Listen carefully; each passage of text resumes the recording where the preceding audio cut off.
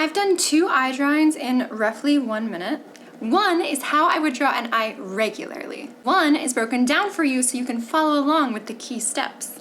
Both of these drawings are in real time. One is just how I normally do it, and one is just for you. So follow along. Pay attention to the left-hand corner of the screen. Start with the top arch, which will be the upper eyelid, and then do a lower concave arch, which will be the lower lid. And this is going very slowly, I know.